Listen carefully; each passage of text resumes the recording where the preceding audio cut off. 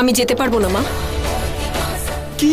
কেন? সূর্যগড়ের ওপর যে বিপদ এসছে তা আমার জন্য, আর আমি এখান থেকে পালিয়ে যাব? বিপদ সূর্যগড়ে নয়, তোমার চারপাশে ঘুরছে। তুমি যদি এখানে থাকো তোমার জীবন সংশয় হতে পারে। চলো। না মা, আমি যদি এখান থেকে পালিয়ে যাই তাহলে আমার মান সম্মান নিয়ে প্রশ্ন উঠবে। মনে হচ্ছে যেন যেন কিছু একটা ছেড়ে যাচ্ছি আমি, যেটা পূর্ণ করতে হবে। যেন কোনো মানুষ নয়, স্বয়ং ভগবান বিষ্ণু আমাকে আটকাচ্ছেন মা। আমি যেতে পারবো না। না চন্দ্রা, তুই চল, তোকে ছেড়ে আমরা যাব না। আমি যেতে পারবো না। না চন্দ্রা, তোকে যেতেই হবে। না বাবা, আমাকে দয়া করে এখানেই থাকতে দাও। রাজ্যে যে বিপদ এসছে তা শেষ হলেই আমি তোমাদের কাছে চলে যাব। তোমরা মৎস্যগড়ে যাও, বীরের বন্ধু মেঘ ওখানে অপেক্ষা করছে। না চন্দ্রা, জিদ করিস না, তোকে ছেড়ে আমরা যেতে পারবো না। না চন্দ্রা, তুই চল আমাদের সাথে। না, তোর কথা মা। আমি কিছুতেই শুনবো না। না চন্দ্রা। মা, এগুলো তো মায়ের সৈনিক।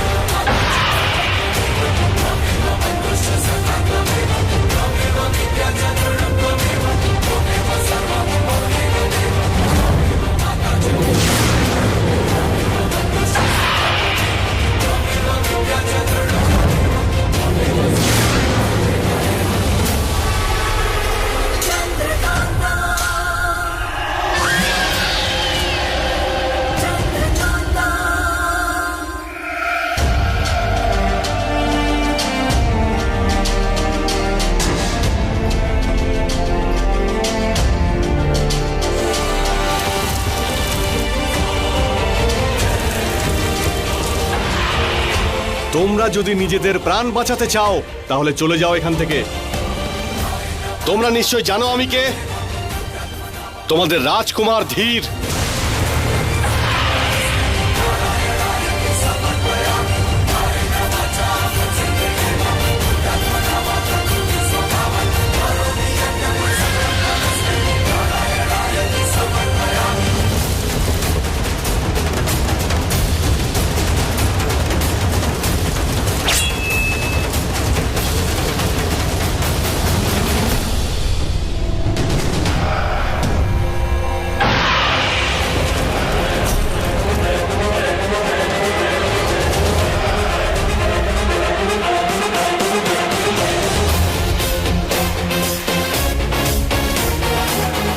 মা যুদ্ধ ঘোষণা করে দিয়েছে।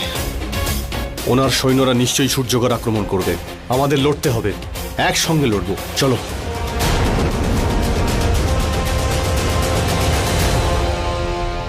না, তুমি ঠিকই বলো।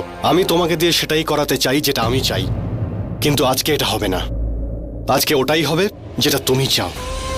তুমি কি আমার সঙ্গে থাকবে না থাকবে না, সিদ্ধান্ত তুমি নেবে। আমি যাচ্ছি নিজের মাকে থামানোর জন্য। আর আমি জানি যে তুমি সূর্যগড়কে জীবন দিয়ে ভালোবাসো চন্দ্রকান্তা। ইটের জবাব তুমি পাথর দিয়ে দেবে শত্রুদের। তুমি লড়বে। আমরা কি পারি না একসঙ্গে লড়তে? এই সিদ্ধান্ত তুমিই নেবে।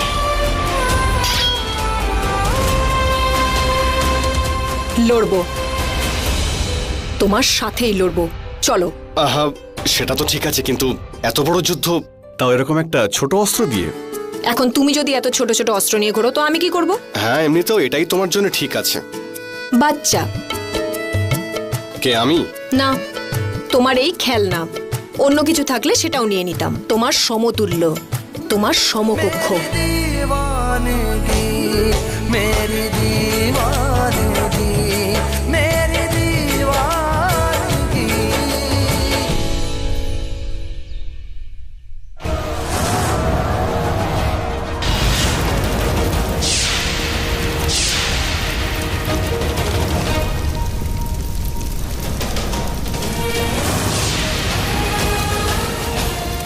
আমার বাড়ি।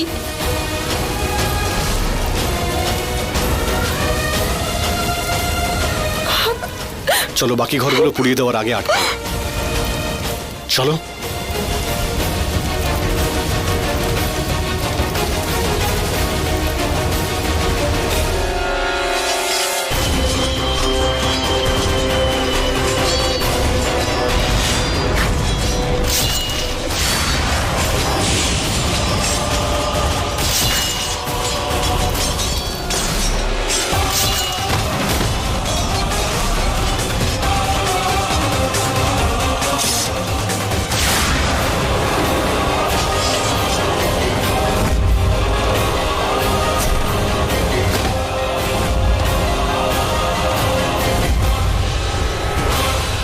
বাবা, মনে হচ্ছে আজ আমরা বেঁচে ফিরবো না। চুপ করবি তুই? সব তোমার জন্যই হয়েছে।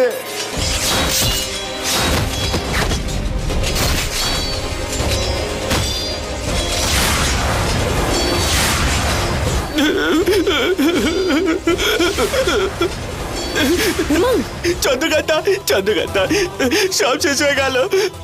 আমার বাড়ি জ্বালিয়ে দেওয়া হয়েছে, তোমারও বাড়ি পুড়ে গেছে। দেখো না, সবাই পুড়ে গেছে। গোটা সূর্যগণ ধ্বংস হয়ে গেছে। চলো এখান থেকে, চলো।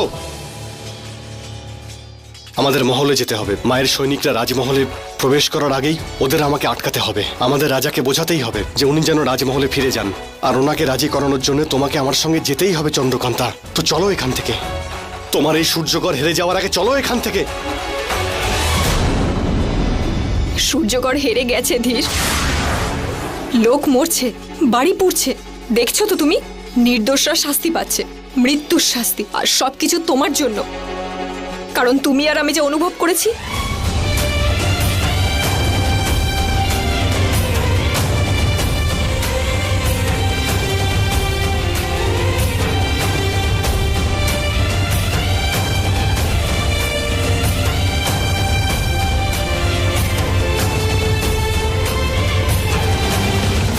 আমারই ভুল। একজন অপরিচিতকে আমারই সূর্যগড়ে ঢুকতে দেওয়া উচিত হয়নি। আমার প্রিয়জনদের সাথে মিশতে দিয়েছি।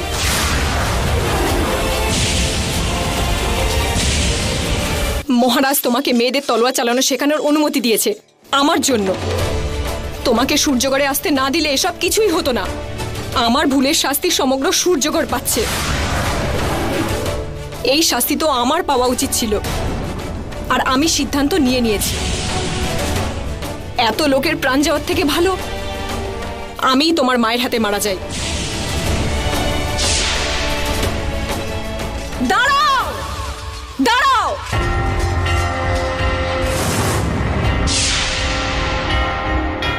এই যুদ্ধ যে হচ্ছে তা আমার জন্য হচ্ছে।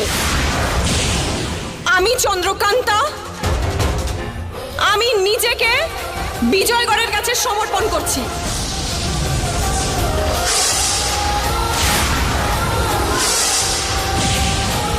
বাবা, এত গন্ডগোল হলো তোমার জন্য।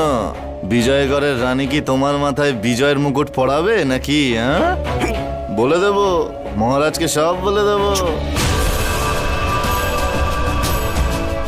এটা কি বলছো তুমি? শুধু বলছি না, করছিও।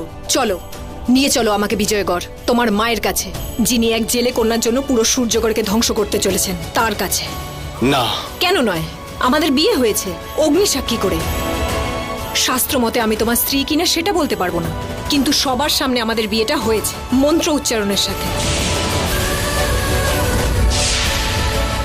হ্যাঁ, বিয়েটা আমাদের হয়েছে। নিজের স্ত্রীকে নিজের রাজ্যে নিয়ে যাবে না?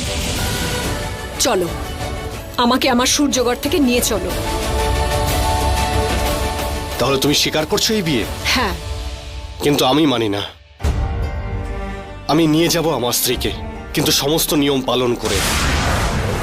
যেদিন আমি তোমার মন আর ভালোবাসা দুটোই জিতব। যুদ্ধ করে নয়, ভালোবাসা দিয়ে।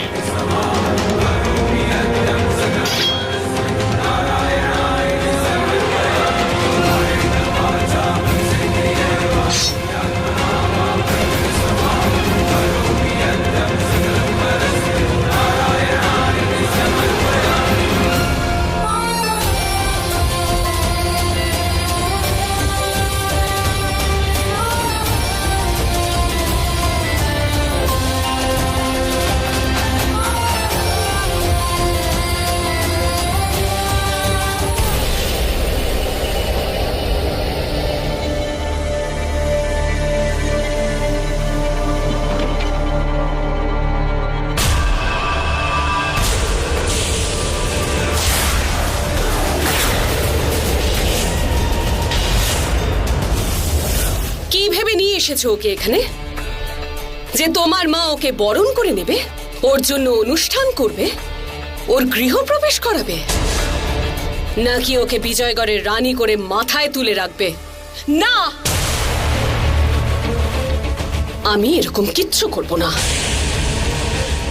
আমি ওর মাথা কেটে ফেলে দেব।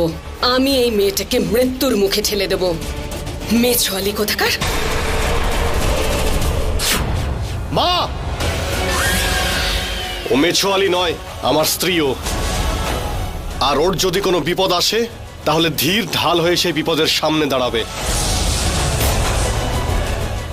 বাহ, সাব্বাস! যে ছেলে একদিন মায়ের চোখের মণি ছিল, আজ সে মাকেই হুমকি দিচ্ছে। সাব্বাস! যদি তুই আজকে যুদ্ধ জিতে আসতিস, আমার রক্ত দিয়ে তোকে তিলক পরিয়ে দিতাম। যুদ্ধ জিতেই এসেছে আপনার ছেলে। আমি যুদ্ধ জেতার থেকে কম কিছু নই। হয়তো সেই জন্যই আমাকে প্রয়োজন ছিল। আমি নিজেই এসেছি। মারতে চাইছিলেন না আমাকে? আপনার সামনে রয়েছি, মেরে ফেলুন, কিন্তু আপনার সৈন্যদের সূর্যগড় থেকে ফিরিয়ে আনুন।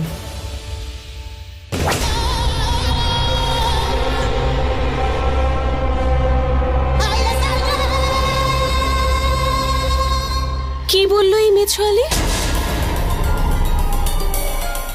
তুমি তোমাকে যুদ্ধ বলে মনে করছো? মাছ কিন্তু জলের রানী, জল থেকে বেরোলেই শেষ। হাত লাগাতে গেলে ভয় পেয়ে যায়, বাইরে বের করলে মরে যায়।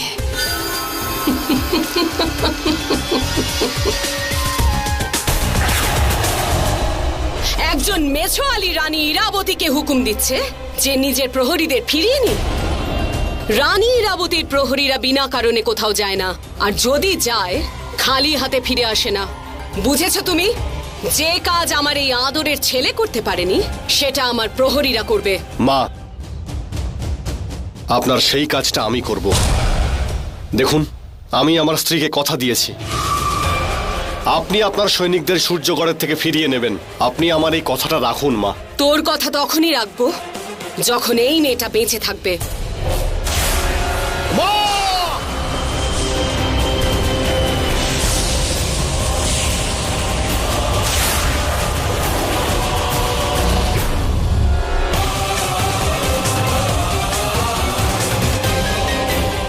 এটা আমার রাজত্ব ধীর, আমার গড় বিজয়গড়।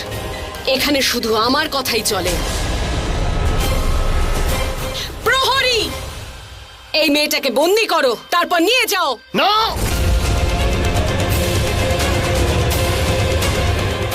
মা এটা কি করছো তুমি? মা কি করছো এগুলো? কেন ওকে নিয়ে যাচ্ছে? চুপ! মা বলে রাখবে না আমায়। তুই আমার কথার বিরুদ্ধে গেছিস, এইবার তুই একটু একটু করে মরবি, দেখে নিস।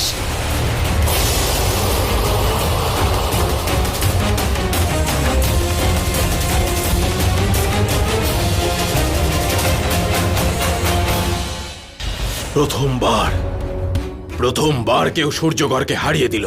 মহারাজ, হারিয়ে দিল কোথায়? এটা তো একটা চুক্তি। এটাই তো আমাদের সব থেকে বড় হার।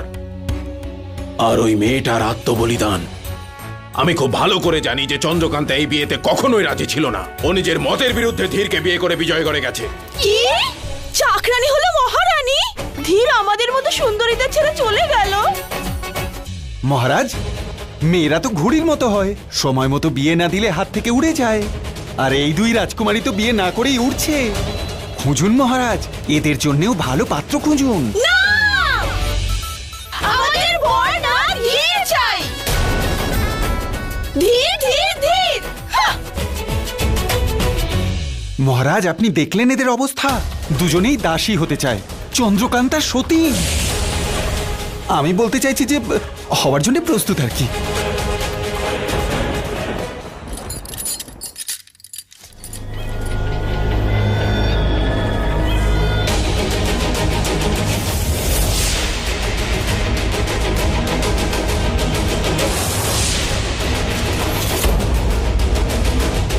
রানী ইরাবতী তার শত্রুদের দণ্ড দেয় না, মৃত্যুদণ্ড দেয়। আর যে তার মনকে জ্বালায় তাকে সে জ্বালিয়ে পুড়িয়ে শেষ করে দেয়। দেখো, আজকে নিজের মৃত্যুর চেহারা নিজের চোখেই দেখো। আমার মৃত্যুতে যদি সূর্যগড় রক্ষা পায় তাহলে এই রাজ্যের রানীর জন্য আমি 1000 বারও মরতে পারি।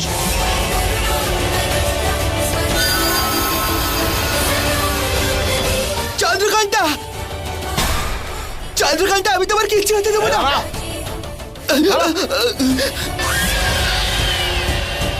হাকুম হাকুম হাকুম।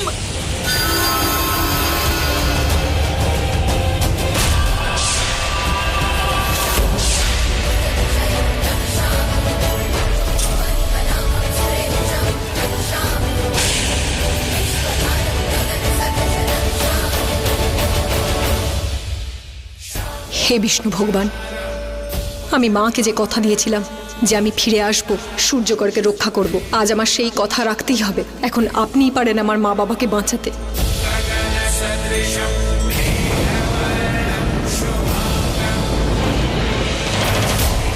চন্দ্রকান্তা, না না।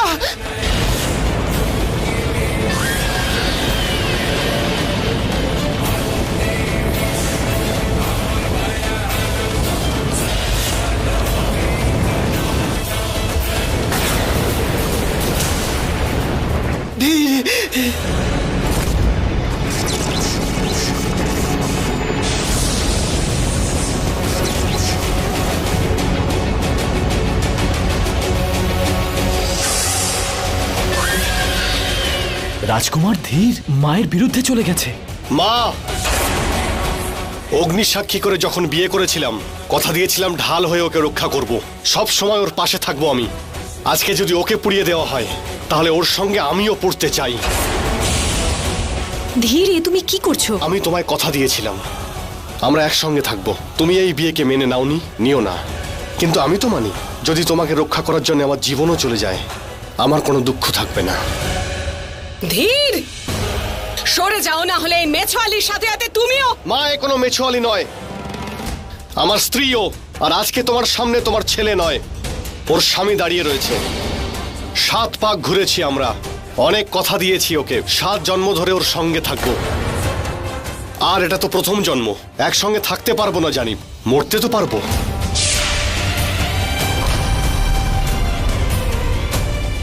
রানীমা, রাজকুমারকে ক্ষমা করে দিন। ওনাকে মারবেন না রানীমা, আপনি রাজকুমারকে ক্ষমা করে দিন।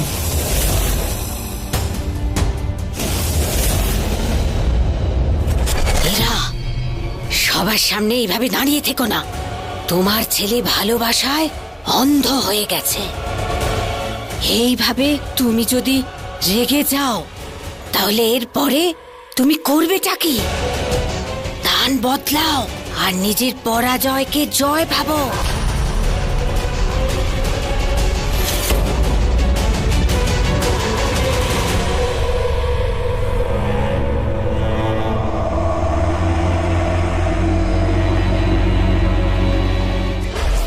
ধীর, আজ তুমি সবার সামনে আমার মাথা নিচু করে দিয়েছ। ঠিক আছে, নিয়ে যাও তোমার এই মাছটাকে, থাকো আমার মহলে। কিন্তু একটা কথা মনে রাখবে, এই মেয়েটা আমার মনে কোনোদিন জায়গা করতে পারবে না, কখনো না।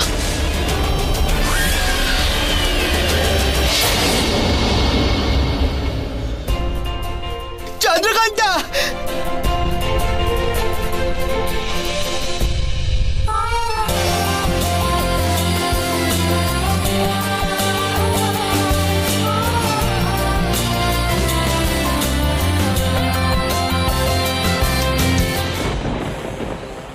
মাকে একটু সময় দাও, উনি ঠিক তোমাকে মেনে নেবে, আমি তোমায় কথা দিচ্ছি।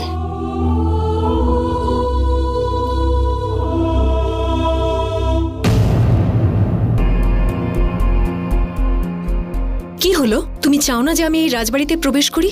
না, আমি চাই তুমি তোমার শ্বশুর বাড়িতে প্রবেশ করো। তাই এই বাড়িতে প্রবেশ করার আগে ওমাং, হ্যাঁ শ্বশুর বাড়িতে ঢোকার আগে কিছু নিয়ম তো রয়েছে, তাই না? হ্যাঁ হ্যাঁ, আছে তো। কথায় বলে বউ যখন প্রথম শ্বশুর বাড়িতে আসে সঙ্গে লক্ষ্মী ঠাকুরকেও নিয়ে আসে। তাহলে এখন নতুন বউকে স্বাগত জানানো হোক। তাহলে তুমি সেটাই করো। এমনিতেই এই মহল তোমার জন্য অনেক দিন ধরে অপেক্ষায় রয়েছে, ঘরের লক্ষ্মীর জন্য।